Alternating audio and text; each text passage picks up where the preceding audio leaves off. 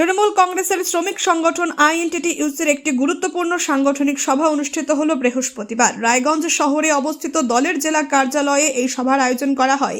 সংগঠনের জেলা নেতৃত্ব, ব্লক ও শহর কমিটির প্রতিনিধিদের উপস্থিতিতে অনুষ্ঠিত এই বৈঠকে মূলত সংগঠনের বর্তমান পরিস্থিতি, বিভিন্ন কমিটির কার্যক্রম এবং আগামী দিনের কর্মসূচি নিয়ে বিস্তারিত আলোচনা হয়। সভায় উপস্থিত ছিলেন আইএনটিটিইউসির জেলা সভাপতি রামদেব সাহানি, জেলা সহসভাপতি অরিন্দম সরকার সহ সংগঠনের অন্যান্য জেলা ও স্থানীয় নেতৃত্ব। বৈঠকে রায়গঞ্জ মহকুমার বিভিন্ন ব্লক ও শহর কমিটির কর্মী ও নেতারাও অংশগ্রহণ করেন। এদিনের সভায় সংগঠনকে আরও শক্তিশালী ও সক্রিয় করার উপর বিশেষ জোর দেওয়া হয়। ব্লক ও শহর স্তরের বিভিন্ন কমিটির কার্যকর্মের অগ্রগতি নিয়ে আলোচনা হয় এবং কোথাও কোনো সমস্যা বা অসুবিধা থাকলে তা জানাতে বলা হয়। বিভিন্ন স্তরের নেতৃত্ব তাদের মতামত ও অভিজ্ঞতা তুলে ধরেন। সংগঠনের কার্যক্রমকে আরও গতিশীল করার জন্য আগামী দিনে কিভাবে কর্মসূচি গ্রহণ করা যায় সেই বিষয়েও বিস্তারিত আলোচনা হয়। সভা শেষে সংবাদ মাধ্যমের মুখোমুখি হয়ে আইএনটিটিইউসির জেলা সভাপতি রামদেব সাহানি বলেন, রায়গঞ্জ মহকুমার সংগঠনের কর্মী ও নেতারা আজকের এই সাংগঠনিক বৈঠকে উপস্থিত ছিলেন। বৈঠকে মূলত সাংগঠনিক বিষয় নিয়ে আলোচনা হয়েছে। সংগঠনকে আরও কিভাবে শক্তিশালী করা যায় সেই বিষয়ে সকলের মতামত নেওয়া হয়েছে। তিনি আরও জানান, সামনে বিধানসভা নির্বাচনকে মাথায় রেখে সংগঠনকে আরও ঐক্যবদ্ধ ও সক্রিয় করার উপর গুরুত্ব দেওয়া হয়েছে। তার কথায় আসন্ন বিধানসভা নির্বাচনকে সামনে রেখে সমস্ত কমিটিকে একসঙ্গে ঐক্যবদ্ধভাবে কাজ করার বার্তা দেওয়া হয়েছে। শ্রমিক সংগঠনের কর্মীরা যাতে সংগঠনের ভিত্তি আরও মজবুত করতে পারেন সেই লক্ষ্যে বিভিন্ন পরিকল্পনা নেওয়া হয়েছে। সভা শেষে এদিন বিশেষভাবে মুসলিম সম্প্রদায়ের মানুষদের নিয়ে একটি ইফতার পার্টিরও আয়োজন করা হয়। রমজান মাস উপলক্ষে আয়োজিত এই ইফতার অনুষ্ঠানে এলাকার বহু মানুষ অংশগ্রহণ করেন।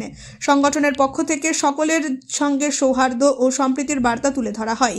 সার্বিকভাবে এদিনের সাংগঠনিক বৈঠককে কেন্দ্র করে আইএনটিটিইউসি কর্মীদের মধ্যে উৎসাহ ও উদ্দীপনা লক্ষ্য করা যায়। আগামী দিনে সংগঠনকে আরও মজবুত করতে জেলা নেতৃত্বের এই উদ্যোগ গুরুত্বপূর্ণ ভূমিকা নেবে বলেই মনে করছেন সংগঠনের কর্মীরা। প্রেজেন্টেশনটা যদি বলেন। আমার নাম রামদেব সাহানি, জেলা আইএনটিটিইউসি ডিস্ট্রিক্ট প্রেসিডেন্ট। বলছি, আজকে তৃণমূল জেলা কংগ্রেস কার্যালয়ে কি অনুষ্ঠান ছিল আপনাদের? অনুষ্ঠানটা ছিল আমাদের রায়গঞ্জ সাব ডিভিশনে। আমরা যে হেমতাবাদ, ইটাহার এবং কালিয়াগঞ্জ, রায়গঞ্জ এই সাব ডিভিশনটা নিয়ে আমাদের কিছু সাংগঠনিক আলোচনা ছিল। দুইটা সাব ডিভিশনে আমরা কিছু সাংগঠনিক কর্মসূচি ছিল, ওই জন্য তড়িঘড়ি করে আমরা জেলা কমিটিতে যারা আছে এবং ব্লক শহর প্রেসিডেন্ট আছে তাদেরকে নিয়ে আজকে আমাদের সভা ছিল। সভা শেষে আমাদের রমজান মাস চলছে, সেই সাথে আমাদের মাইনরিটি ভাই ছিল, তাদেরকে নিয়ে আমরা ইফতার পার্টিতে একটু পার্টি করলাম সবাই মিলে একসাথে। কতজন ছিল ইফতার? ছিল আমাদের যে এখানকার ব্লক শহরের মাইনরিটি যারা কমিটিতে আছে যে কয়েকজন, তাদেরকে নিয়ে আমরা সবাই মিলিতভাবে একসঙ্গে করেছি। গতবার আমরা দেখেছি যে আইএনটিটিউসির পক্ষ থেকে যেভাবে কার্যকারিতা হয়েছে, তখন শেখর দাস ছিলেন, এবার আপনি এসেছেন, কি পরিকল্পনা নিচ্ছেন এবার? তার জন্যই তো বসা, অবশ্যই সংগঠনটাকে মজবুত করার জন্যই এবং দলের নির্দেশ মেনে আমরা আমাদের যে সাব ডিভিশন আছে এই সাব ডিভিশনের সমস্ত সমবায়কে নিয়ে একসাথে নিয়ে যতগুলো সংগঠন আছে সবাইকে ঐক্যবদ্ধ করে নিয়ে আমাদের 2026 সালে যে নির্বাচনে আমরা কাঁধে কাঁধ মিলিয়ে জয়লাভ করব, এটাই আমাদের বার্তা। এবং আমরা দেখেছি আজকে যে সরকার চলছে, একটা বিজেপির যে সরকার চলছে, যেভাবে করে আমাদের পশ্চিমবঙ্গের মানুষকে হয়রানির শিকার করে দিয়েছেন এসআইআর এর মধ্য দিয়ে, এবং বাংলা কথা বলার জন্য বিভিন্ন রাজ্যে যেভাবে করে অত্যাচারিত হচ্ছে, তার প্রতিবাদে শ্রমিক সংগঠন গোটা জেলা জুড়ে বিগত দিনেও দেখেছেন আপনারা, আমরা সেপ্টেম্বর, অক্টোবর, নভেম্বর, ডিসেম্বর, জানুয়ারি, ফেব্রুয়ারি, মার্চ লাগাতার কর্মসূচির মধ্যে থাকি এবং লাগাতার মানুষের পাশে থাকি। এটাই আমাদের দলের বার্তা। এই বার্তা নিয়ে আমরা 2026 সালে সাধারণ মানুষের হয়ে কথা বলবো এবং উত্তর দিনাজপুর জেলার যে 9টা বিধানসভা সিট আছে সেখানে 9টা সিটেই আমরা জোড়াফুল চিহ্নে ভোট দিয়ে মাননীয় মুখ্যমন্ত্রী মমতা ব্যানার্জির হাতটাকে শক্ত করব। বলছি, আজকের প্রধান যেটা ইস্যু, যে বিজেপি গভর্নমেন্ট যেভাবে গ্যাসের দাম বৃদ্ধি করেছে, তার পরিপ্রেক্ষিতে মুখ্যমন্ত্রী মমতা বন্দ্যোপাধ্যায় পথে নামতে বলেছিলেন মহিলা তৃণমূল কংগ্রেস কর্মীদের।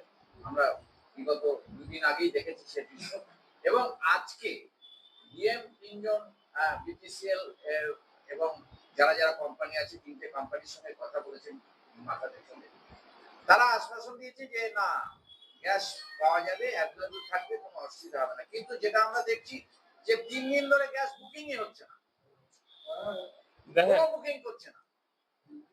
আমরা বিগত দিনে একটা সরকার দেখেছি 2014 সালে আসার পর থেকে গ্যাসের দাম 2014 সালে ছিল 400 টাকা, সম্ভবত 400 টাকা ছিল।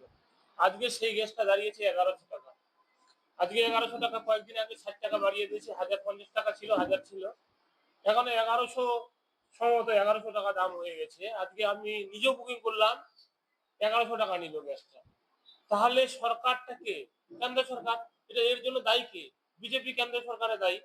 তাহলে সাধারণ মানুষকে হয়রানি করার জন্য গ্যাসটাকে সংকটে একটা অজুহাত দেখিয়ে দামটা কিভাবে করে রাতারাতি বেরিয়ে মানে কি বলবো, বৃদ্ধি করা যায়, সেটার জন্য একটা এই কেন্দ্র সরকার লাগাতার ভাবে চক্রান্ত চলে যাচ্ছে। কারণ ডিজেল, পেট্রোল, রান্নার গ্যাস, এগুলা তো সাধারণ মানুষের প্রতিদিনই লাগে, নিত্য প্রয়োজনীয় জিনিসের মতো এইগুলো জিনিস।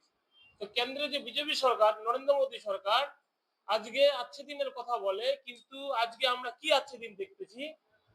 বেকারের কাজ নেই, 2 কোটি বছরের চাকরি দেওয়ার কথা ছিল সেটা নেই। এই ধরনের ধোঁকাবাজি দিয়ে চলেছে এই নরেন্দ্র মোদী। আজকে আমার পশ্চিমবঙ্গের নির্বাচনের সময় এসআইআর এর মধ্য দিয়ে সাধারণ মানুষকে হয়রানি করেছে। তার জবাব 2026 সালের নির্বাচনে অবশ্যই পড়বে।